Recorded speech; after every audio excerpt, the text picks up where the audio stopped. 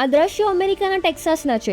દ્રશ્યોમાં દેખાતા ભારતીયો કરોડો રૂપિયાની દલાલી અને જીવના જોખમે અમેરિકામાં ગેરકાયદેસર પ્રવેશ્યા હતા, પણ હવે ટ્રમ્પે તેમને તગડવાનું શરૂ કરી દીધું છે. અમેરિકામાં ગેરકાયદેસર રહેતા 218 ભારતીયોના પહેલા જથ્થાને વિમાનમાં બેસાડી ભારત પરત મોકલી દેવાયા છે. આ પહેલા જથ્થામાં કેટલાક ગુજરાતીઓ સામેલ હોવાના પણ અહેવાલ મળી રહ્યા છે.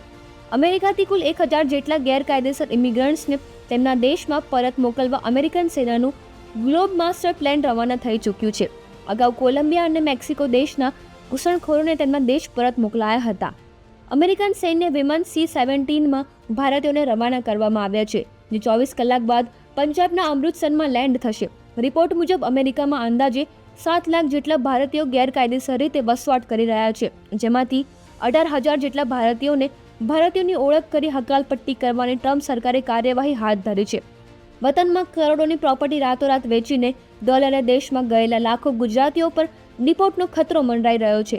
તેવામાં અમેરિકામાં વસતા ગેરકાયદેસર ગુજરાતીઓ શહેરમાંથી પલાયન કરી પોલીસથી બચવા માટે અમેરિકાના ગામડાઓમાં છુપાયા હોવાના અહેવાલ મળી રહ્યા છે.